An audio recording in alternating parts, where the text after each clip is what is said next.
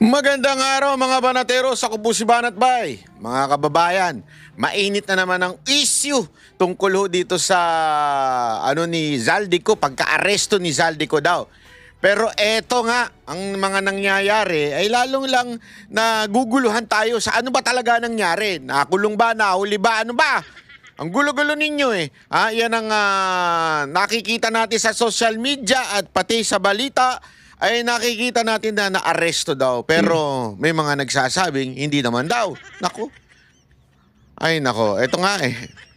Mismo ang gobyerno ang nagsasabing hawak na siya ng mga otoridad. Pero biglang kumontra ho itong si dating spokes na si Harry Roque at sinasabi niyang hindi raw ito totoo at tinawag pa niyang fake news as in letter P. De, tinawag niya po itong fake news at sabi nga niya, si Marcos mismo ang nagpapakalat ng fake news. Ang tanong ng bayan ngayon, sino ba talaga ang totoong nagsasabi? Ha? Si Marcos ba? Si Spokes ba? Si dating Spokes ba? O baka naman yung mga chismoso-chismosa sa kanto? Kasi marami na rin nagtatanong sa atin eh. Sabi nila, ano ba talaga Banat Bay?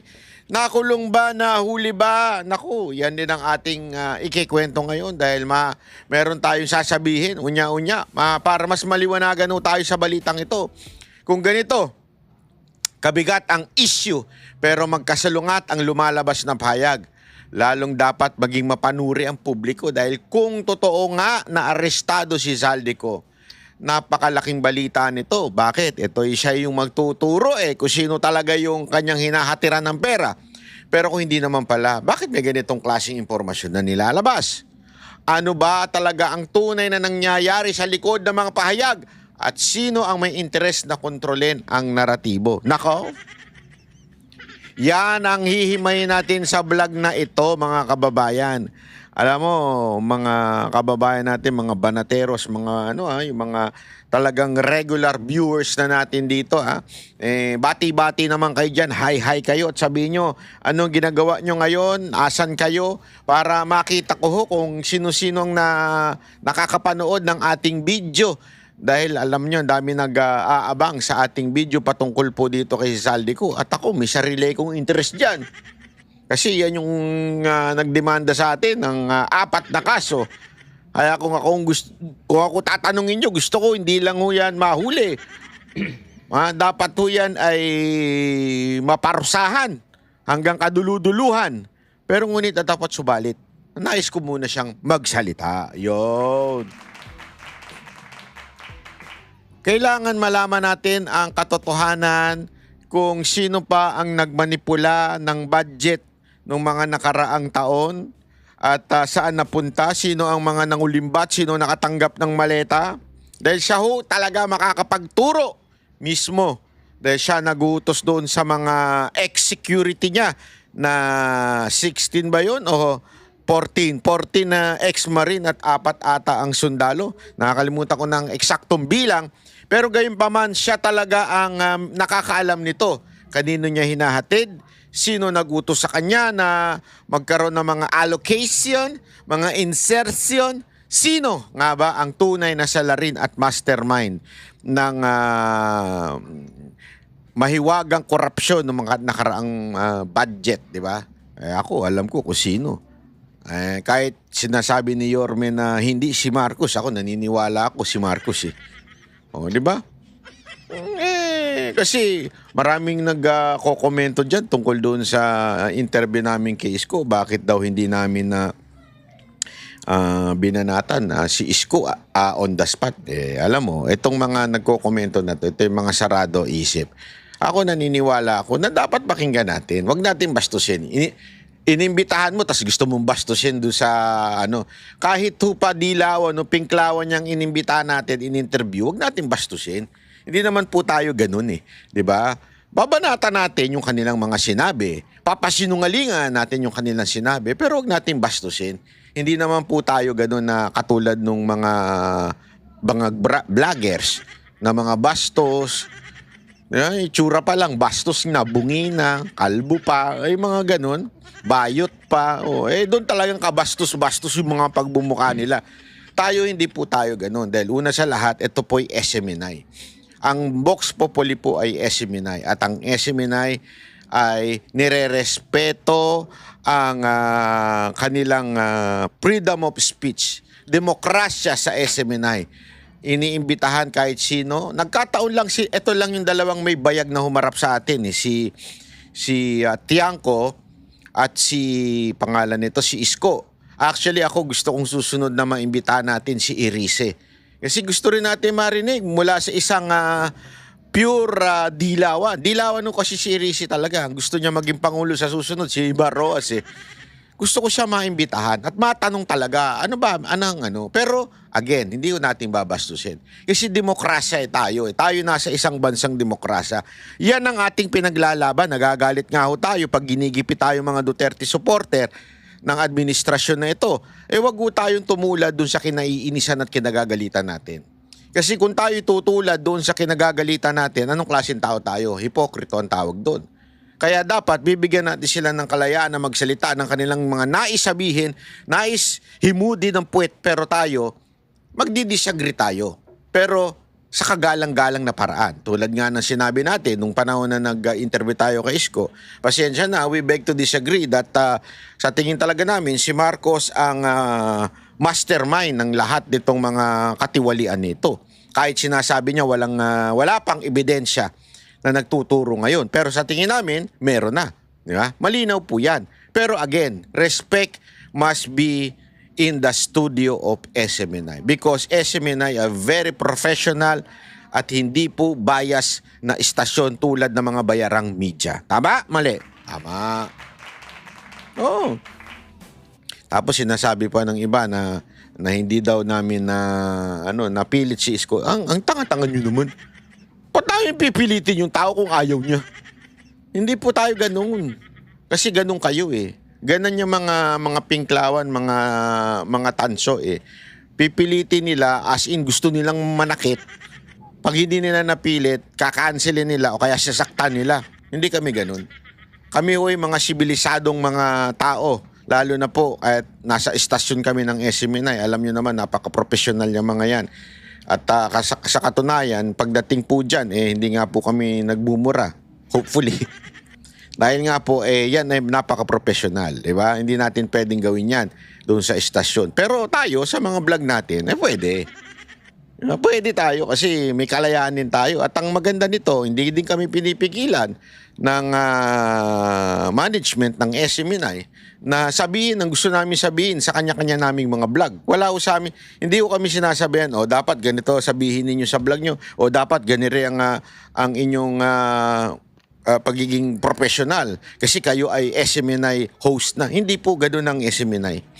Alam mo, ang SMNI ako talagang hanga ako sa respeto nila sa freedom of speech. Sobra. Kaming mga host mismo, malaya kaming sabihin ang gusto namin sabihin doon sa istasyon as long as we will not use tawag dito yung mga mura-mura. It's because nasa pa rin po sila, nasa cable channel pa rin po sila. So may mga nakakapanood pa rin mga bata. So hindi dapat kami magmura doon sa na yan. Dito sa aming sarili, hindi nila kami pinakikialaman. Kaya napaka taas ng tingin ko sa SMNI sa pagrerespeto sa freedom of speech. Yan po talaga ang isang bagay na kanilang pinanghahawakan. Kaya nga tulad doon ngayon, di ba? Kanya-kanyang haka-haka, talaga bang nakulong si Zaldico? Maraming nagsasabing oo, nakulong. Maraming nagsasabing hindi nakulong, fake news. Yan ang ating pag-uusapan ngayon. At ating ipapaliwanag ang ating opinion at ang ating saloobin at ang ating palagay kung totoo po bang nakulong si Zaldico o hindi. Nahuli po ba talaga siya o fake news? Tulad na sinasabi ni former spokesperson Harry Roque.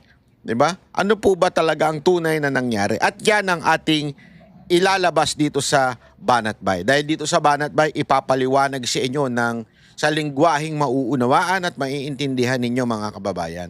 Dahil ako natutuwa ako pag nababasa ko yung mga komento ninyo at sinasabi nyo, Banat Bay, pag ikaw nagpaliwanag talagang naiintindihan namin. Pag sa iba ang gulo-gulo. Ganun talaga eh. Hindi kasi yung iba mahilig lang gumamit ng high polluting words o yung mga para lang masabi mong matalino kasi English spokening to Hindi ho yun ang intensyon ng Banat Bay. Si Banat Bay po ang intensyon, maintindihan ninyo. So pipilitin natin yung mga lengguaheng mahirap intindihin ay ipaunawa sa bawat isa sa atin na sa lengguaheng mas mauunawaan at maiintindihan natin. Kaya dito tayo sa Banat Bay makinig po ng patas. Again, patas po. Bakit po patas? Kasi hindi po tayo we are not going with the flow. Ika nga. Ano ibig sabihin nun? Hindi po tayo yung sakay lang sa uso. Kung ano yung usong trending, yan ang ating sasakyan. Hindi po tayo ganun. Minsan nga may saliwaho akong opinion sa mga bagay-bagay sa politika dahil ako naniniwala ako dapat ang lahat ng ating konklusyon at opinion pagdating sa politika ay naaayon sa mga ebidensyang lumalabas. Circumstantial evidence, whether it is social media or mainstream media, basta kailangan natin timbangin ito mula sa mga iba't ibang balita. Yun po ang ating basihan. At akin po ipapaliwanag to sa inyo. Ngayon, kayo na po ang mag-conclude. Totoo bang fake news ang nilabas ni Marcos? Totoo bang sinasabi ni Harry Roque? Alamin po natin yan. Unahan na natin kagad. Ito hong sinabi ni Marcos, yung kanyang pautot. Sige, pakinggan nga natin tong akala mo linis-linisan na Pangulo. They will bring Zaldico home. Una sa lahat, alam mo, dito ka talaga matatawa sa bayan natin. Bakit? Sa bayan natin, kriminal gusto mo iuwi. Yung bayani, gusto mong alisin sa bayan. Anong gusto mo? Magsama-sama lahat ng kriminal dito sa Pilipinas? Hindi, di ba isipin mo mabuti ito Nakakatawa lang na logic ito. Although I'm not saying we should not bring home Zaldico. That's not what I'm saying. Pero if you would see the hand of God, the logic, the irony of what's happening, mantakin mo, etong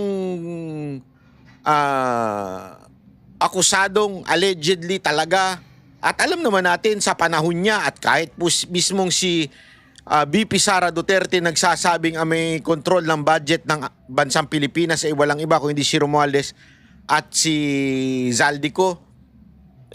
Eto pa yung gustong iuwi. Ano ba talaga gusto ninyo? Patayin? Pabaguhin yung kanyang testimony, gusto nyo iuwi yan. Kasi yung dapat niya i-bring home nyo ay yung dating Pangulo na siyang nag-ayos ng bayan natin. Kung talagang tunay kayong mga makabayan at para sa bayan, doon kayo dapat sa nag-ayos ng ating bayan. Walang iba kung hindi si Pangulong Duterte. Pagbalibaligtarin nyo na ang kasaysayan, alam ng lahat ng Pilipino na si Pangulong Duterte yung umayos ng bansa natin. Yan ang isang bagay na hindi mapapagkaila ng kahit sino man. Whether you are a Duterte supporter, whether you are a Leni Robredo supporter, whether you are a non-political person, alam ng lahat ng tao na panahon ni Pangulong Duterte, umayos ang ating bayan. Hindi man ito perpekto, ngunit umayos ito. Alam ng lahat ng tao yan. Hindi lang nakakaalam niya mga bayarang tanso at saka yung mga bayarang media. Kasi nakatapal sa mga mata nila at tenga nila yung libu-libu na galing sa flood control project. Kaya nga sa totoo lang, this is hypocrisy in our nation. Galit na galit ang tao sa flood control project. Galit na galit ang mainstream media sa flood control project. Pero, yun naman ang binabayad sa kanila. Di ba? Hypocrisy. Sa bagay, panahon pa lang ni Kristo, napakarami ng hipokrito Ngayon pa kaya. Di ba? Pakinggan natin ito Yung bring him home ni Marcos. Yan po ang mariing pagtitiyak ni Pangulong Bongbong Marcos sa inilabas niyang video message tungkol sa pagpapauwi sa dating kongresista. Para sa iba pang detalye live, mula sa Malacanang may expert report si Maricel Halili Mase. Nasaan na daw ba itong siko base dito sa impormasyon mula sa Pangulo?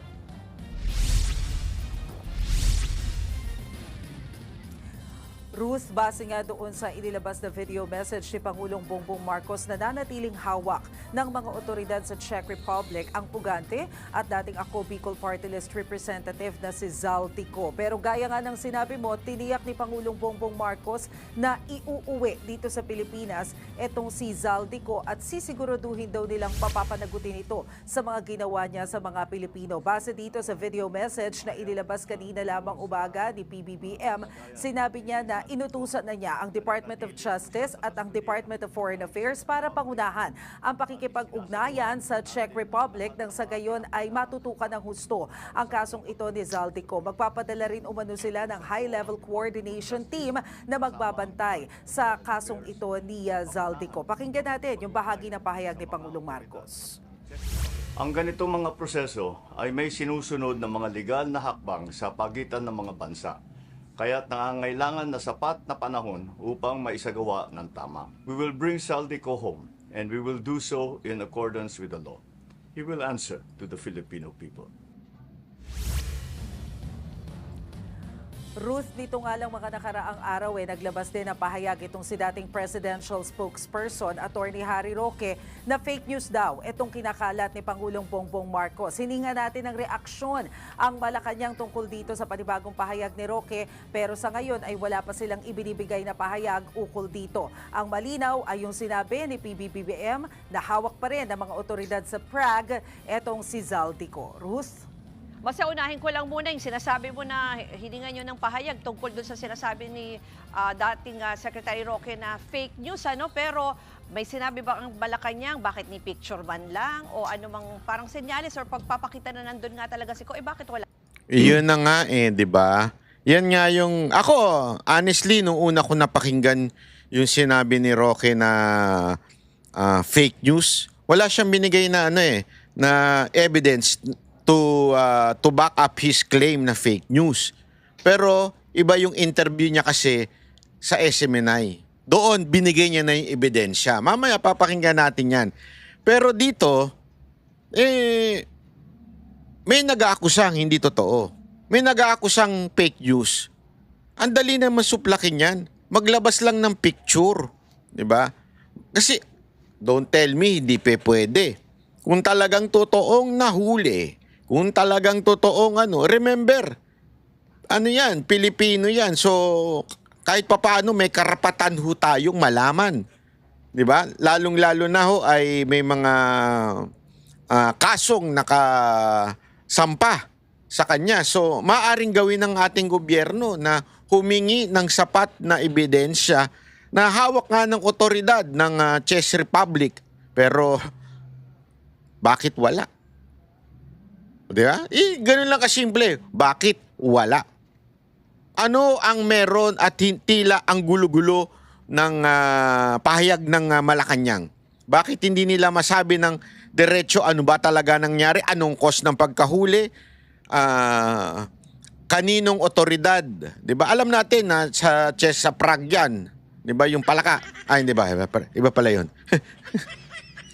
Di ba? Nasa Czech Republic yan. Bakit hindi mabigyan ng official statement from the embassy ng dito sa Pilipinas?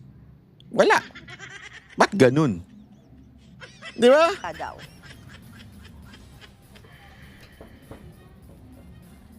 Yun nga rin ang ipinupunto natin, Ruth. Nag-message na tayo kanina, nangihingi na tayo dito sa Presidential Communications Office na mga picture sana ni Zaldico para bilang patunay na hawak nga siya ng mga otoridad dyan sa Czech Republic. Tinatanong din natin kung bakit ilang araw na yung nakalipas mula ng inanunsyo ni Pangulong Bongbong Marcos na nakuha na nga itong si Zaldico dahil doon sa kakulangan ng dokumento, bakit hanggang ngayon wala pa rin silang inilalabas na mga photos. Pero yan ang tanong pa natin kung anong magiging sagot ng Malasio tungkol dyan dahil hanggang ngayon, tikumpa ang kanilang bibig kung nasaan yung mga photos na nire-request natin. Ruth. Isa pa, Mase, itong high-level team na ipapadala daw sa Czech Republic, may iba pa ba yan detalye? Sino-sino kaya ang kasama dyan? At partikular, anong gagawin doon? Wala pang ibinibigay na detalye tungkol dyan, Ruth. Very limited pa yung ibinibigay sa atin na information maliban doon sa video message na ilabas ni Pangulong Bongbong Marcos. Kanina kasi walang isinagawang press briefing si Undersecretary Claire Castro. So tingnan natin. Bakit walang ginawang press briefing?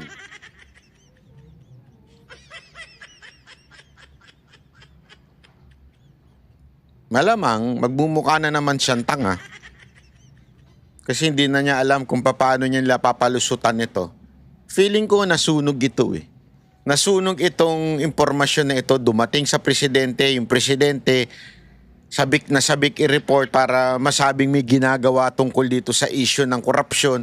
Sabik na sabik siya, bigla niyang inilabas, tapos hindi pala totoo.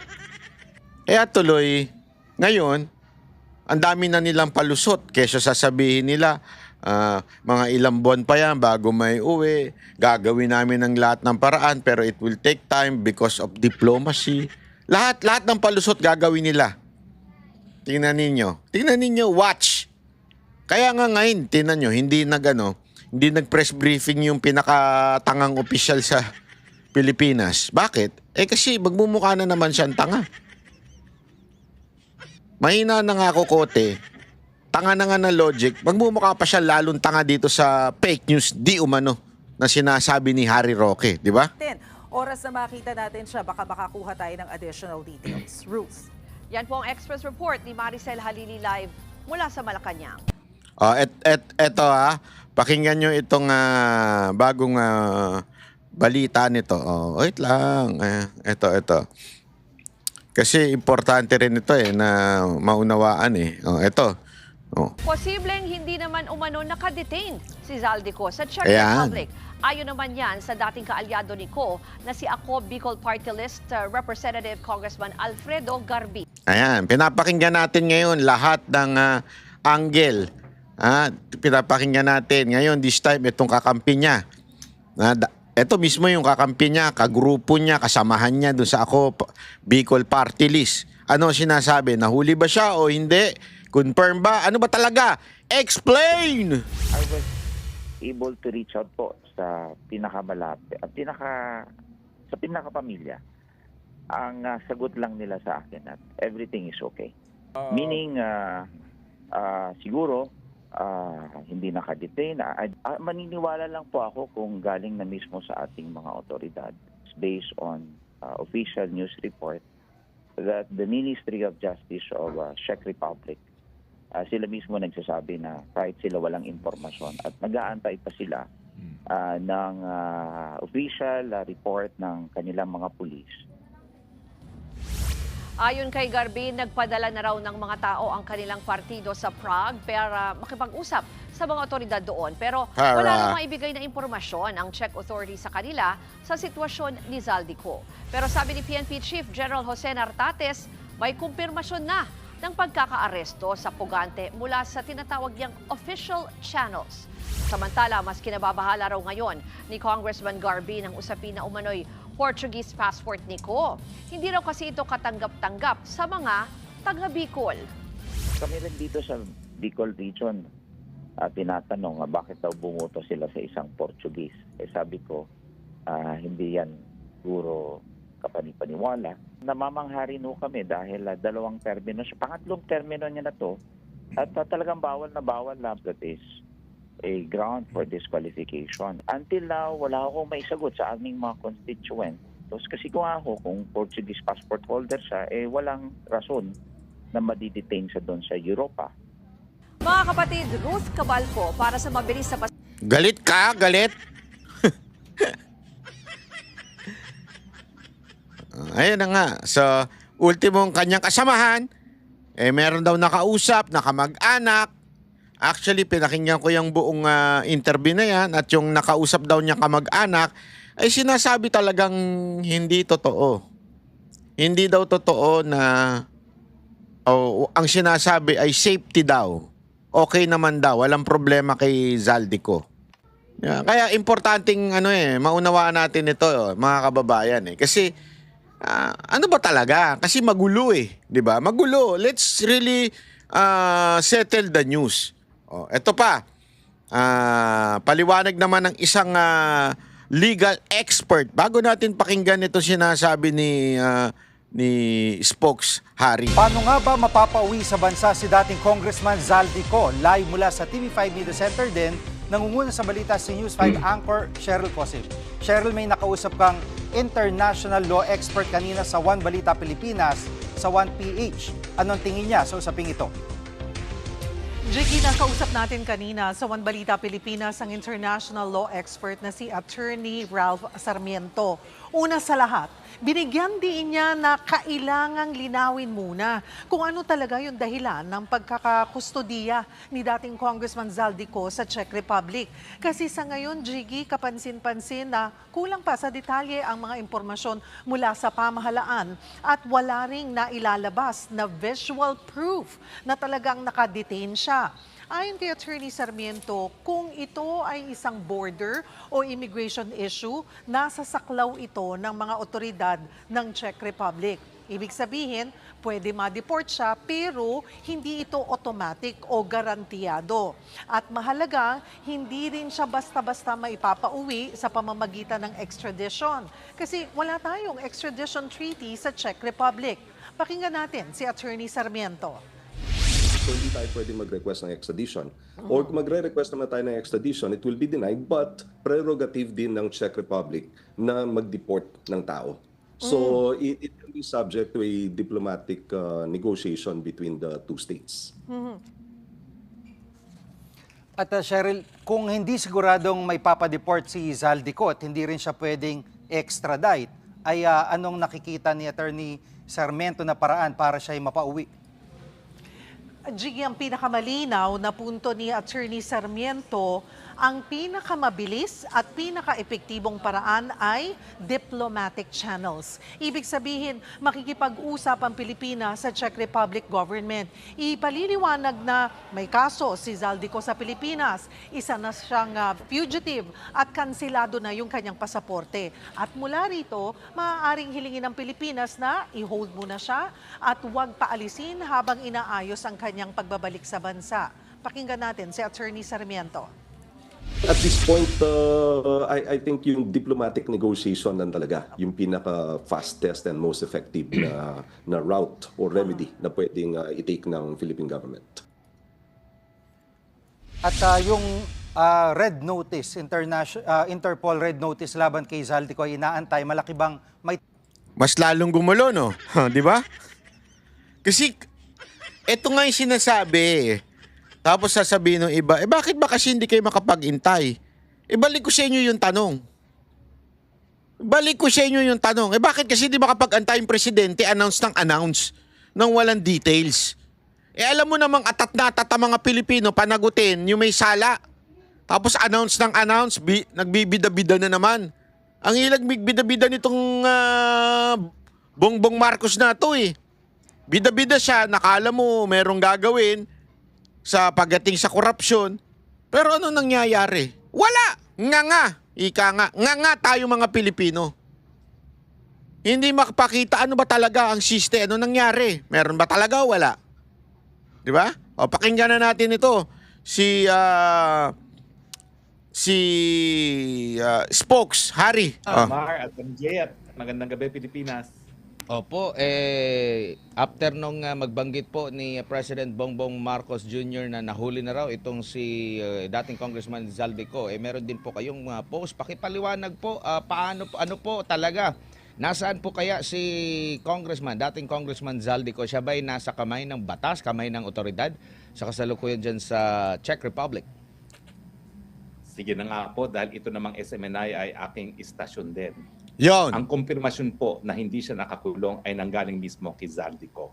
Oy! So kauna-una pagkakataon, yan po ay galing mismo kay Zaldico. Naku po! Hindi siya nakakulong. Kaya Naku! nga, buong buo ko sinasabi, nagpapakalat ng fake news ang presidente. Ano daw? Si Zaldico daw mismo ang nagsabi na hindi siya nakakulong. Naku, napaka-importanting impormasyon nito. Pasabog ito Matinding pasabog ito. Spokes Hindi kasi siya naman talaga makakapag-confirm. Wala nang iba. kundi si Zaldico mismo makakapagsabi, ako ba nakulong o hindi. Wala nang iba makakapagsabi niya kung hindi siya. Tama, mali? O na, sinasabi na ni Spokes, siya mismo ang nagsabi. Si Zaldico ang nagsabing hindi daw siya nahuli o nakakulong. Sino ang paniniwalaan natin? Si Marcos? Na hindi naman siya yung ikinulong? Hindi naman siya yung hinuli? O yung mismong taong pinaparatangan na nahuli o nakulong? Ay, kayo nang bahalang umusga kung sinong sinungaling sa kanila.